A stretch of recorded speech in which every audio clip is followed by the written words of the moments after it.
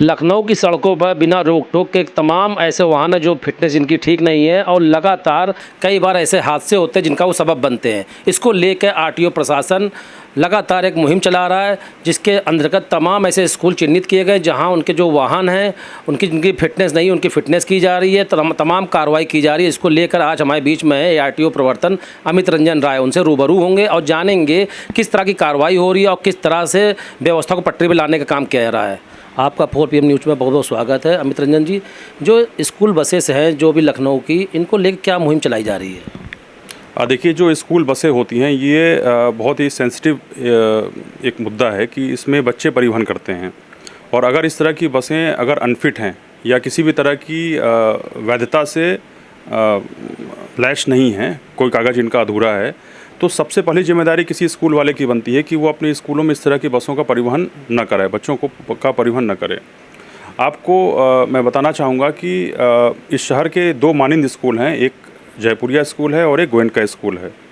मेरे द्वारा 6 मई को चेकिंग के दौरान इन दोनों स्कूलों की एक बस को सीज़ किया गया, जिसमें जयपुरिया स्कूल की जो बस थी वो अनरजिस्टर्ड बस थी और उससे बच्चे परिवहन कर रहे थे, और गोयनका स्कूल की बस जो है वो अनफिट बस थी, पीछे के पूरे शीशे उसमें टूटे हुए थे और गत्ते लगे हुए थे। तो उन बसों को न केवल मेरे द्वारा सीज़ किया गया बल्कि मैंने FIR भी कराया, और जो भी विधिक कार्रवाई हम कर सकते थे वो सब हमने विधिक कार्रवाई की। हम अपने प्रवर्तन दस्तों के द्वारा इस तरह की लगातार कार्रवाइयाँ करते रहते हैं। आंकड़ों के आधार पर अगर हम देखें तो पिछले 3 दिन में हमने ऐसे कुल 17 वाहनों का चालान किया है और कुल 6 ऐसे वाहनों को सीज़ किया है जो कि अनफिट थे। हालांकि इस बीच में फ़िटनेस की गति बहुत तेज़ी से बढ़ी है। पिछले अगर हम 10 दिनों की बात करें, 6 तारीख को जिलाधिकारी महोदय ने एक बड़ी महत्वपूर्ण बैठक इस पर ली थी, जिसमें कड़ा निर्देश दिया गया था सभी स्कूल प्रबंधकों को भी और DIS को भी। तो 6 तारीख के बाद से 7 तारीख से लेकर के अगर आज 14 तारीख है, 7 दिन में हम देखें तो 7 दिन में लगभग जो है 190 के आसपास स्कूल बसों ने फिटनेस अपना कराया है। अमित जी, अगर बात की जाए करीब कितनी ऐसे वाहन हैं जिनकी फिटनेस नहीं है, और जो स्कूल क्या आंकड़े हैं जो भी स्कूल्स हैं उनमें जितनी वाहन चाहे बसें हों या वैन हो अटैच्ड हैं, करीब जिनकी फिटनेस नहीं है, ऐसे कुछ आंकड़े हैं?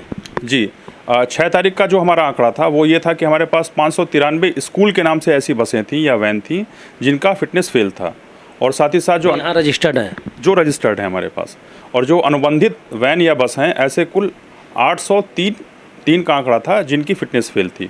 6 तारीख का आंकड़ा है ये। तमाम ऐसे वाहन भी होंगे जो अनरजिस्टर्ड होंगे लेकिन चल रहे होंगे सड़कों पर बेरोक टोक बिना फिटनेस के?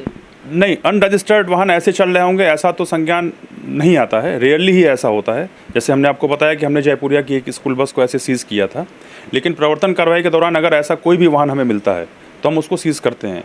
अभी मैं आपको बताना चाहूँगा कि 3 दिन पहले ही अभी हमारे एक डीलर ने, टाटा के डीलर हैं, वो स्कूल की एक मैजिक को वो लखनऊ से उन्नाव का परिवहन करवा रहे थे, और उसमें ड्राइवर के पास मौके पर ना उसका लाइसेंस था ना उस गाड़ी का इंश्योरेंस था। तो ऐसे कोई भी गाड़ी जब हमें मिलती है तो हम उसका सीज़र तत्काल करते हैं। उस गाड़ी को तत्काल मैंने सीज़ किया। संबंधित डीलर को नोटिस भी दिया गया कि इस तरह की गाड़ियों का परिवहन वो ना करें। तो अनफिट गाड़ियाँ या बिना पंजीयन की गाड़ियाँ दोनों मिलती हैं तो हम लोग प्रवर्तन कार्रवाई उसमें सघन करते हैं। कई बार देखा गया है अक्सर हादसे जब होते हैं उसके बाद आरटीओ प्रशासन जागता है, लेकिन इस बार जिस तरह से आपने बताया कि DM की बैठक में इन मुद्दों पर चर्चा हुई और इसका एक ड्राइव चलाई जा रही है, कितना ये कारगर है? जो आपको लगता है जो योजना चल रही है या जो अभियान चल रहा है, कितना कारगर साबित हो रहा है? जी, बहुत कारगर साबित हो रहा है। आप आंकड़े देखें, अगर हमारे पास कुल 4300 के आसपास स्कूली वाहन हैं जो अनुबंधित भी हैं और जो स्कूलों के नाम से पंजीकृत हैं। 4300 वाहन में से अगर आज की डेट में हम देखें तो हमारे पास अभी केवल 700 या 750 के आसपास अभी भी ऐसे वाहन बचे हैं जिनका फिटनेस फेल है। और इन वाहनों को भी अगर हम देखेंगे तो ये वाहन, बहुत से ऐसे वाहन होंगे जो कि कंडम हो गए होंगे, लेकिन उन्होंने अपना आके पंजीयन निरस्त नहीं कराया होगा। बहुत से ऐसे वाहन होंगे जो चलने की कंडीशन में नहीं होंगे और स्कूलों में खड़े होंगे। तो ऐसा नहीं है, आप 4300 के आंकड़ों में अगर 700 गाड़ियाँ इस तरह की हैं तो हमारे पास लगभग ये 15% की संख्या है, और इन 15% को भी हम ट्रेस आउट कर रहे हैं और जल्द से जल्द इन सबको 100% आंकड़ा हम पूरा करेंगे। आप लोग इंस्पेक्शन कर रहे हैं स्कूलों में जाकर अचानक, या फिर उनसे टाई अप कर रहे हैं, उनसे बातचीत के माध्यम से उनको जागरूक कर रहे हैं कि जो भी आपके वाहन हैं, जो भी आपके व्हीकल्स हैं, उनको कम से कम अटैच कराइए और यहाँ पर उसका रजिस्टर्ड कराइए, और उसका जो फिटनेस अगर नहीं है तो उसको कराएँ? 1 जुलाई को जब विद्यालय खुलने वाले थे तो आपको जानकर आश्चर्य होगा कि कुल 4300 जो हमारे स्कूली वाहन हैं, इन सभी 4300 स्कूल वाहन में जो फिटनेस फेल थे, एक एक विद्यालय में एक एक स्कूल वाहन को हमने पर्सनल नोटिस जाके सर्व कराई है। हमारे सारे बाबू एरिया वाइज हमने एलोकेट कर दिया था और वो सभी स्कूलों में जा कर के नोटिस को रिसीव कराए हैं और उस नोटिस को रिसीव कराने के बाद फिर हम प्रवर्तन कार्रवाई भी कर रहे हैं। और हम आपको ये भी बता दें कि जितनी नोटिसें हमारी सर्व हुई थी उसमें से जिन लोगों ने अपना पंजीयन नहीं कराया समय पे, उन सबका पंजीयन अधिकारी के द्वारा पंजीयन निरस्त भी किया जा चुका है। तो ऑफिस के स्तर पर और प्रवर्तन के स्तर पर जितना हमारा जितने अधिकार हैं हमें मिले हैं, उन अधिकारों के तहत हम 100% कार्रवाई कर रहे हैं। बहुत बहुत धन्यवाद आपका 4PM न्यूज़ नेटवर्क से बात करने के लिए।